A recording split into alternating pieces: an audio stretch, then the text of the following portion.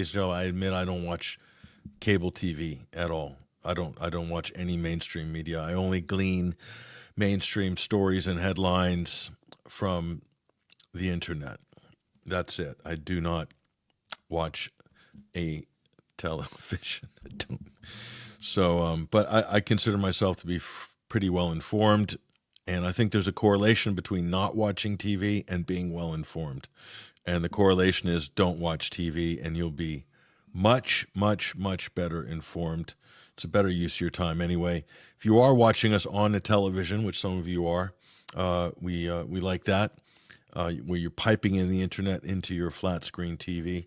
That's one way you can still watch TV, but watch good, informative, truthful, honest, interesting news, views, and analysis. So the title of today's program, if you checked it out, it's War Choreographed. War Choreographed. That's the theme of today's program, and a good example of that is what happened in Syria just this past week. Incredible scene. So Israel attacks Damascus, and it triggers a cascading series of events that have ended in the onset of a sectarian bloodbath in Syria. And this is very much choreographed. And if you want to get a little more knowledge on this, we're going to direct people to 21stcenturywire.com. Excellent report here. David's Corridor, Israel's foothold in the heart of the Arab world.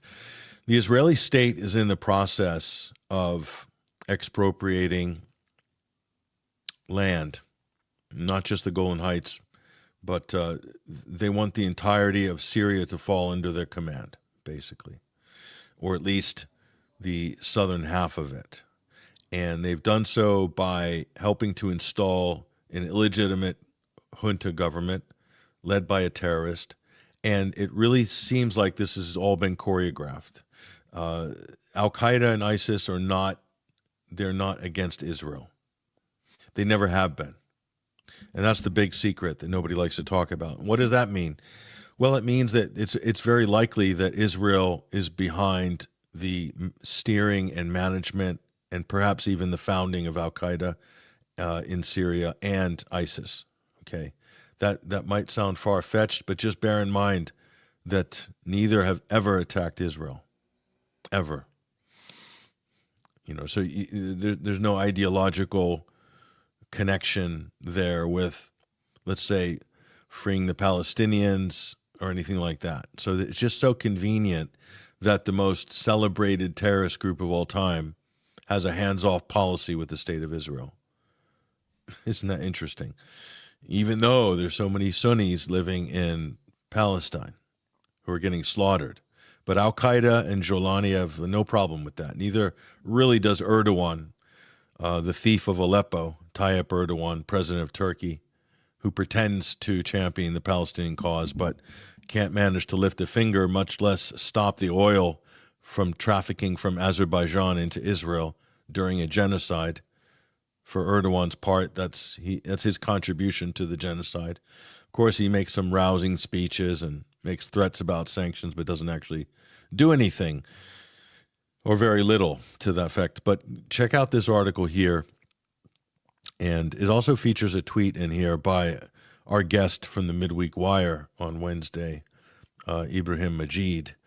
And yeah, we recorded that right before Israel started bombing Damascus. So it's very confusing for a lot of people to keep up with what's going on, but just understand the bigger picture, okay? David's Corridor, the hidden access behind Israel's expansion into Syria and Iraq. It's not going to end with Syria.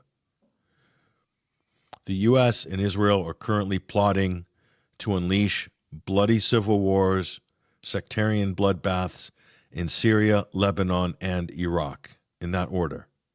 In that order, okay? We told you this back in December of 2024.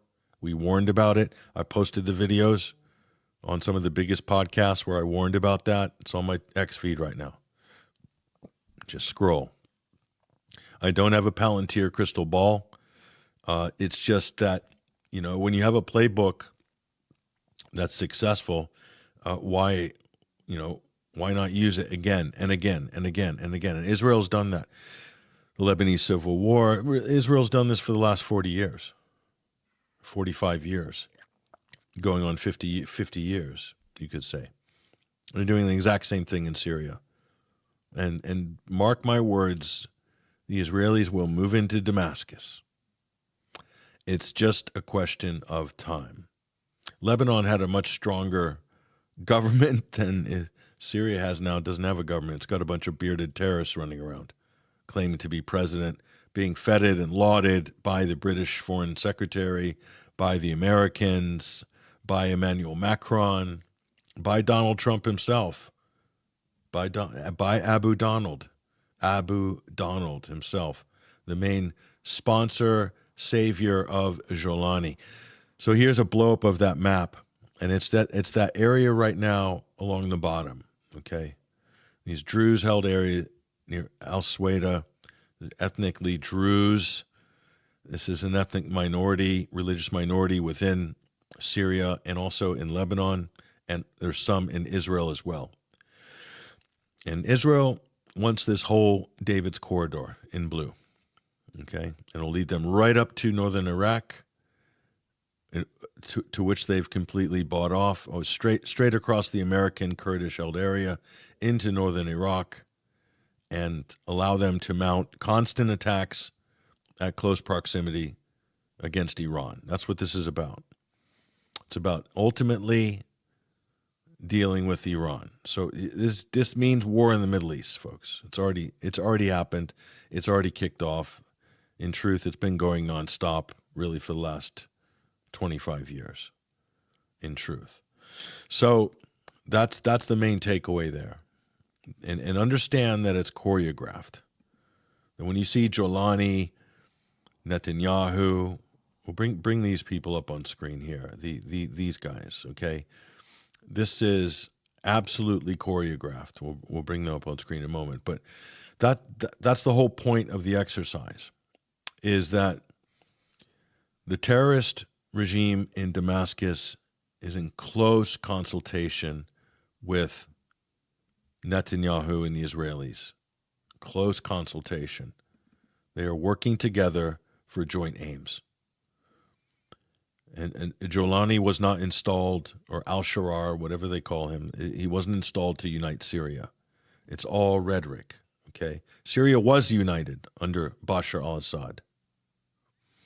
But now they put in this head chopper, and he's killing, massacring ethnic minorities.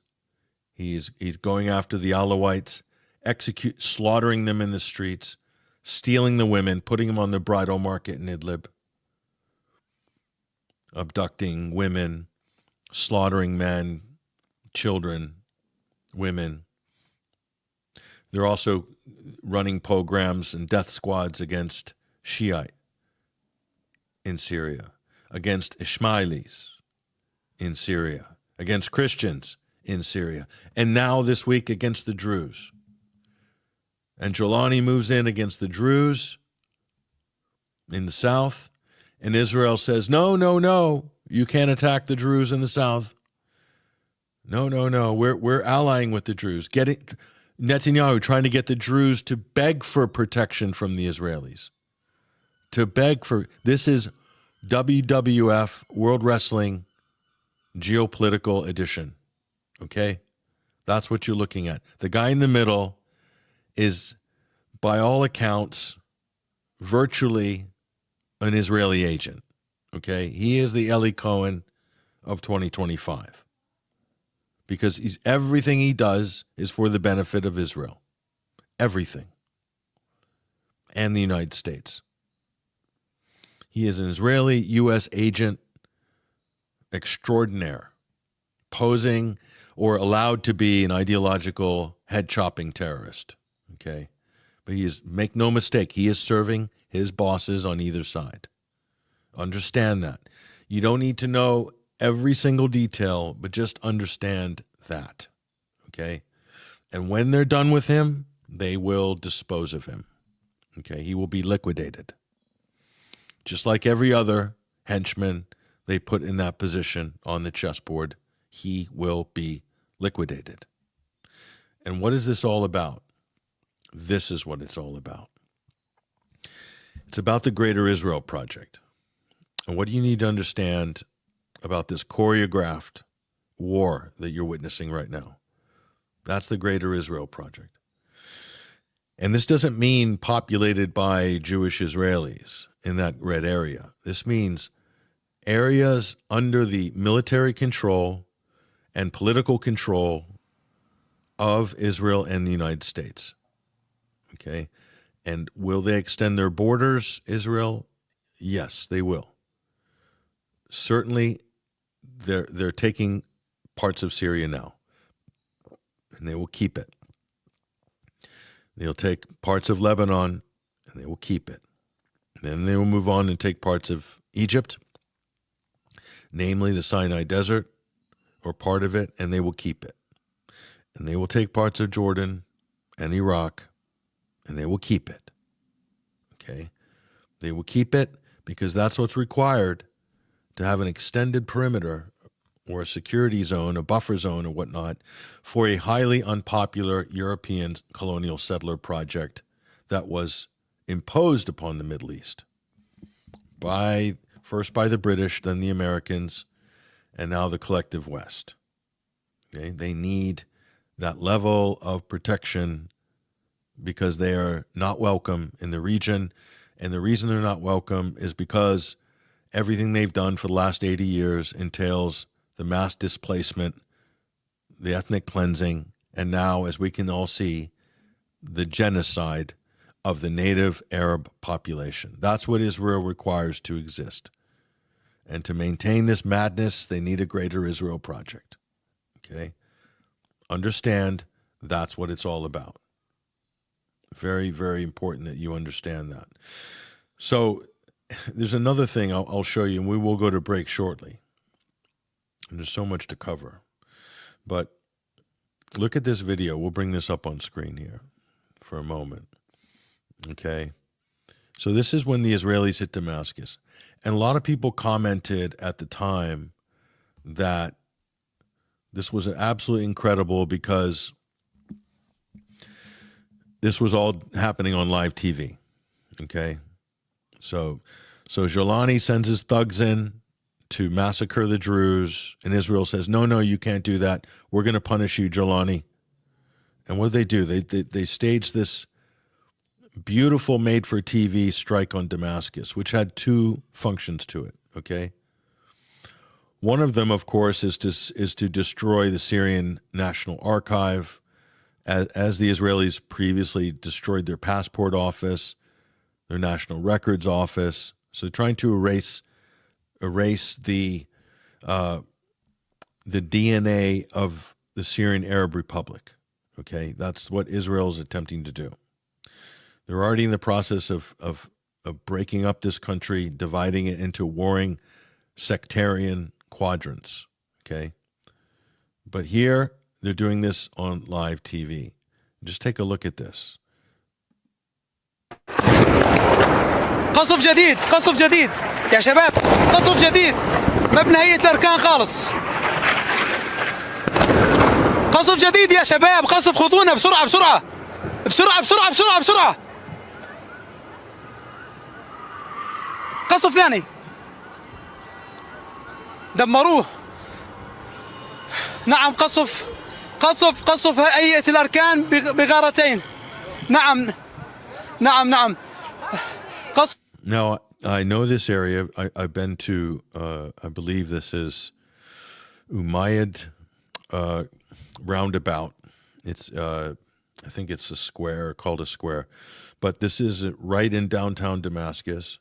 And this will be the real kind of, this is like the equivalent of Trafalgar Square in London. It's a hub, a focal point for the state in the capital, okay? And this was on Al Jazeera while this is happening. There's other news footage of people reporting from here. This is where the Syrian National Television is based. It might even be that building right straight in front of us. So Israel hit the Ministry of Defense, hit all these buildings, Syria, or whatever you want to call it, it's not really a country at the moment, but they didn't attack Israel. So why did Israel do this? Another unprovoked attack by Israel. It does what it wants in the region. Okay. This Damascus is under terrorist occupation, Turkish and American and Qatari backed, and quite frankly, Israeli backed terrorist occupation. But they're hitting them anyway. This is just for show.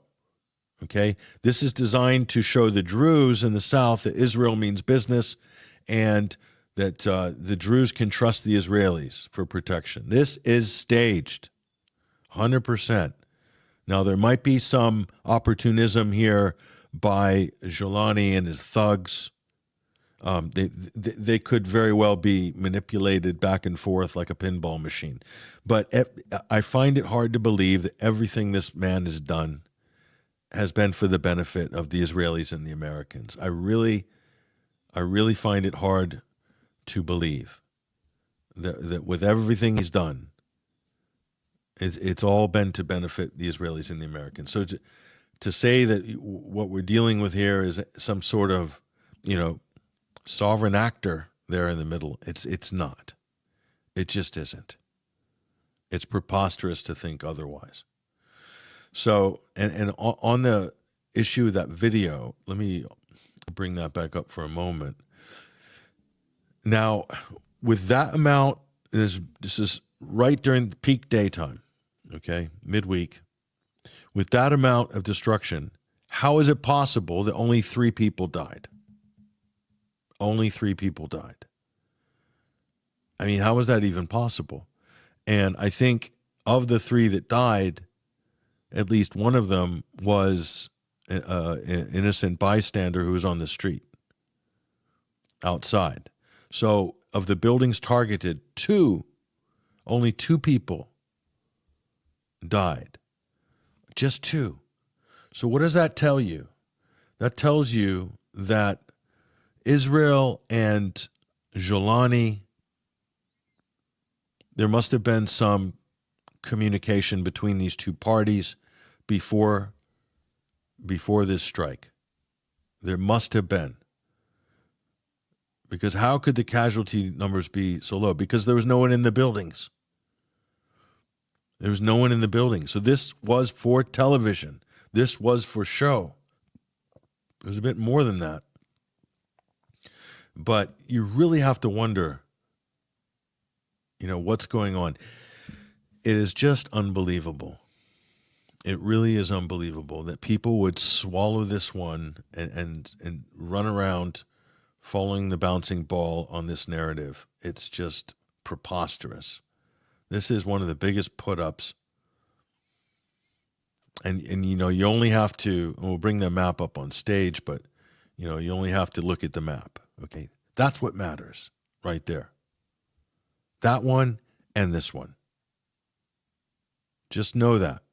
That's all you need to know. That map, the David's Corridor, confronting Iran, building a path for continuous attacks against Iran. And this map. And that's the end game. And the Greater Israel Project, what you need to understand here, okay? The United States is happy to allow Israel to gradually pursue this, and they've been doing that since the 1980s, okay? To gradually pursue this agenda, provided that Israel does America's bidding in the region. And part of America's bidding in the region is also the regime change in Iran, okay? So it is a quid pro quo. Israel gets the Greater Israel Project, but only on the condition that it advances the U.S., the British, the Anglo-American transnational elites agenda, which is to disrupt the Chinese influence, the Belt and Road, all of these things. I posted a good video on this, a clip from, I think I did a segment with Rachel Blevins on this. And so that's the quid pro quo, okay? As long as they get to do that, that's what you're going to see. Both sides get what they want. It's about disrupting, destroying, sabotaging, and derailing. Because the United States doesn't build anything anymore, not for the world. They only destroy. Okay? They're destroying things in Russia and Ukraine, and now they're advancing their agenda to sabotage things that China is building across Asia. The British and the Americans are about blowing things up, destroying stuff. They don't build. The Chinese are building. The Chinese are investing. What's the U.S. investing in global infrastructure? What are they doing with all their money? They do nothing. They invest nothing. They invest in terrorism and put thugs like this into power, and they invest in military hardware and bombs, which they give to the guy there on your right-hand side who is using it to carry out a genocide against the native Palestinian population. Okay? That's the sort of building the West is doing. They're building death and misery. And anyone who's actually building anything, they're trying to sabotage it, blow it up, derail it. It's just incredible. It is absolutely incredible. So that's the facts of the matter. And just further than that, the last thing I'm going to mention, because this story we have to talk about this. This one is a special story, okay? Now, so Israel says it just targeted and blew up a Catholic church in Gaza. Not the first church, not the first Christian church. It's blown up and destroyed many of them. It slaughtered many Christians in Palestine. This might come as a shock to people like Charlie Kirk and other low IQ commentators on the American right, but there are Christians, there are Palestinian Christians. I know that's the only thing that raises your moral alarm is if a Christian gets killed in the Middle East or persecuted or threatened by ISIS, but Israel can mow them down, no problem, and you guys don't have a problem with that in America. All you, proselytizing evangelicals like Ted Cruz, you haven't got a problem with this. So Israel says it deeply regrets the strike on Gaza. Gaza's only Catholic church pledges investigation. This is like a bad joke. Israel's going to mount an investigation on itself?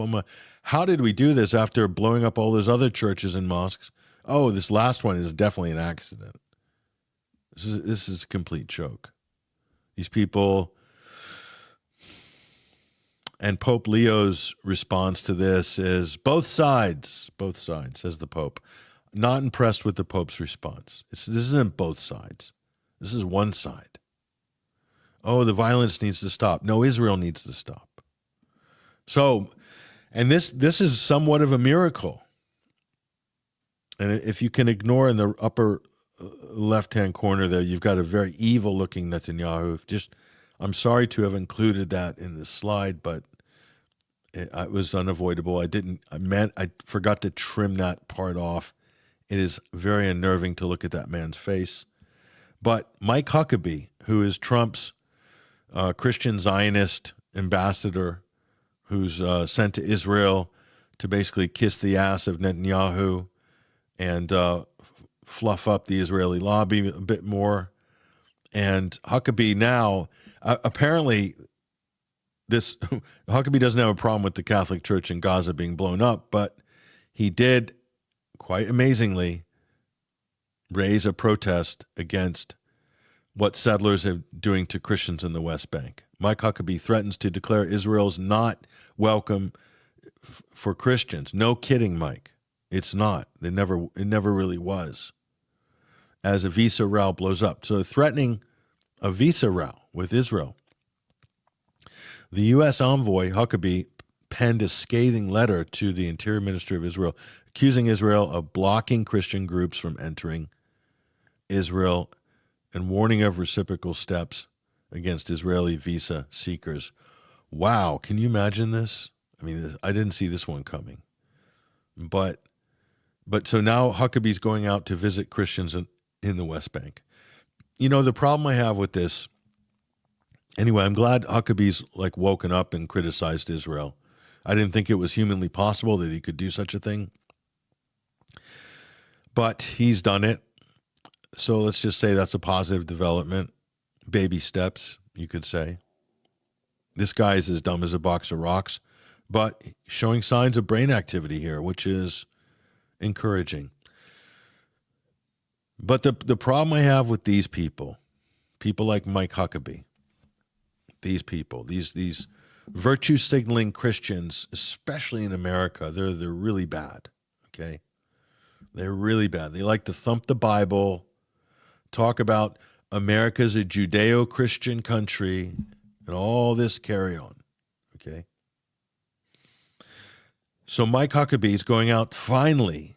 He's going to venture into the jungle, you know, into the West Bank, out of Israel proper, and in to see the wild natives. I mean, congratulations, Mike. This is quite a development. But the problem is, as an American, I don't like an American ambassador that is a religious fanatic and a Christian Zionist. It means that he can't be objective with Israel. He had a chance to hold them to account in the last 6 months and has done nothing. Babies being slaughtered, killing people, queuing up for food. I mean, just pure evil, what Israel and these American mercenary thugs are doing to the Palestinians, which they're denying of food and water and everything else in Gaza. But the problem I have with people like Huckabee is finally it comes to the crunch. And the only thing he can raise a hand, the only issue is about Christians. So the Muslims, Palestinians, can be slaughtered wholesale right in front of him. The streets are literally flowing with blood, and he doesn't have a problem with that. He said that's fine. But any Christians in Palestine, the few that are left, because many of them have been killed and run out of the area by Israel, and that's another clue. Israel needs to get rid of the Christians, especially in the occupied territories. They need to get rid of them. And they're not exactly welcome in Israel either. You've seen the videos of Christian pilgrims being spit on by Israeli settlers. And that's a kind of tradition. Israeli settlers spit on Christian pilgrims. Don't believe me? Just type that one into your little search engine box. Type that into X and see how many videos come up. You will be shocked. Okay? And the same with the U.S. president, the same with our politicians. I'll extend this to the UK, to France, to the Netherlands, to Germany, to the whole of Europe. You don't have a problem with seeing Palestinians being slaughtered or Alawites because to you they're not Christians. You only get upset. You only, start becoming alive to the issue if Christians are being persecuted or killed. So you don't care about humanity. You only care about your tribe. What you claim your tribe is. But the fact of the matter is, a lot of these people that virtue signal as Christians and the Ted Cruzes of the world, these are not religious people. They're not people of faith. They're hypocrites. And there's too many of them in Washington. Too many. They use religion to leverage votes. Okay? The Republican Party especially has been doing this shamelessly since the 1980s. And when they did, the Israeli lobby was right there next to them to help push that whole process along. And that's when you saw Christian Zionism really being inflated during the 80s. And that's brought us to this point, this point of no return we're facing now, this apocalypse. When I say apocalypse, I'm talking about the lifting of the veil. The true definition in Latin of apocalypse is lifting of the veil. That means it's that time when you can see when all the lies start to disintegrate, the scales fall from our eyes, and we can finally see the truth. That's the true definition of apocalypse, and that's what we're witnessing right now. Many are recognizing that this is what's happening.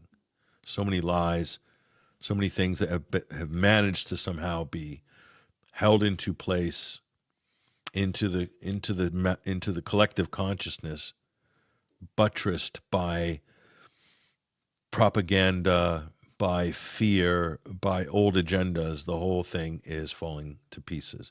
Now you can see who's who and what's what, and you can see past all of the fake virtue signaling and righteous indignation and, oh, we're fighting a war on terror. Yeah, and you put this guy in charge of the most important Arab country in the Middle East, possibly the key pivot for the whole world. You put a terrorist in charge. Donald Trump, that's one for his resume. Netanyahu is the puppeteer behind Jelani. That's the reality, folks. I could go on and on. Anyway, I'm only doing this just to food for thought, some provocative insights. You can better understand what's going on. I posted a number of long-form interviews. It's on our website. It's also on our feeds as well. Go watch those. And, of course, watch Kevork Almassian at Syrian Analysis. Is probably the best on this issue at the moment, in my opinion. That's all I can say for now. Let's take a break, though. Let's take a break, and we'll get into the news of the world on the other side with, hopefully, ACR's Hesher Ruckus. Basil Valentine will be joining us as well. Very much looking forward to that. So in the meantime, enjoy the music here of our good friend Peyote for President. I'll see you in a few minutes.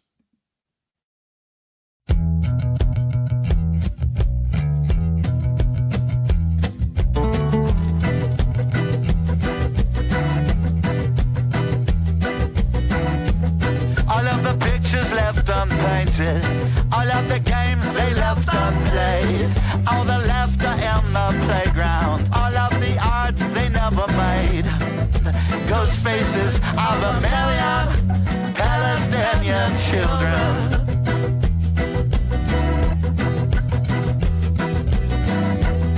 All of those voices left in silence, all with their names written in kind, lest their bodies pulled from rubble, lifeless empty dolls to find. Ghost faces of a million Palestinian children.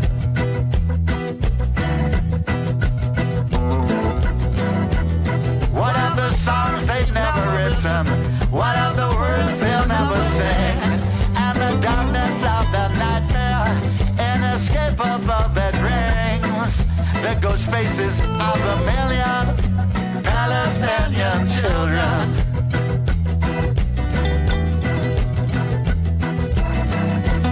I hear the crying, helpless children, God's most precious and most dear.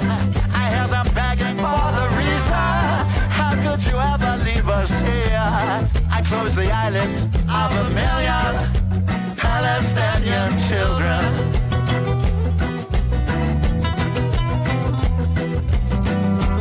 So what do we really stand for? Is this how our future's made?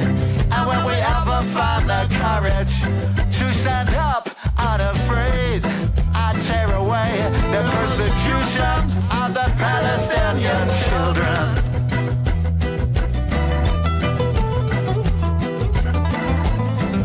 Rise up and be the guardians of the Palestinian children.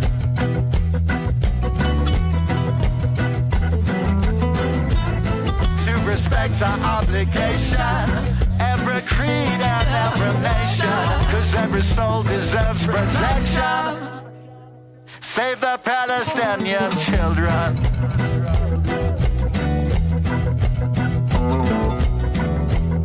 Save the Palestinian children.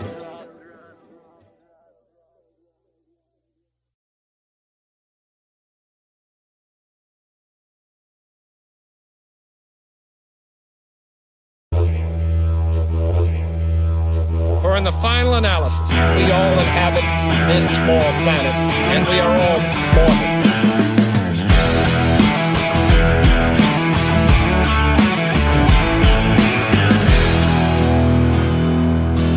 Lately I've been watching the world gone mad. Brothers and sisters full to take a stand,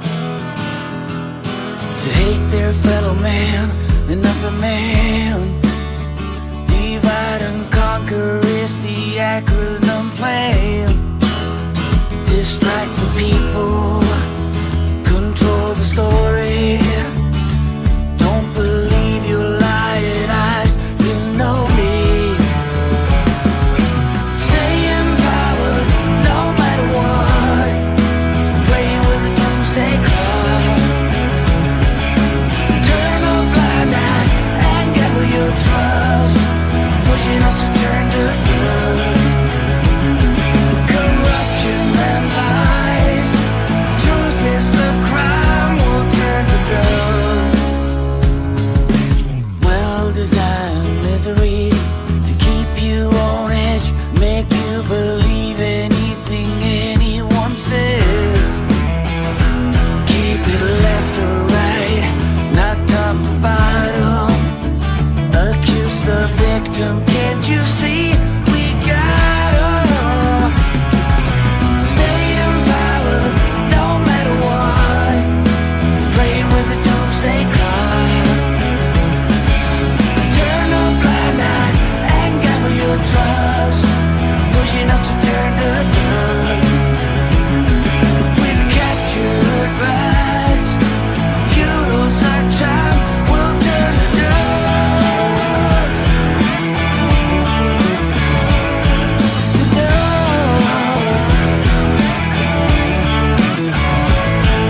Industrialized brutality, commercialized cruelty, people as commodity, cheer on war atrocity.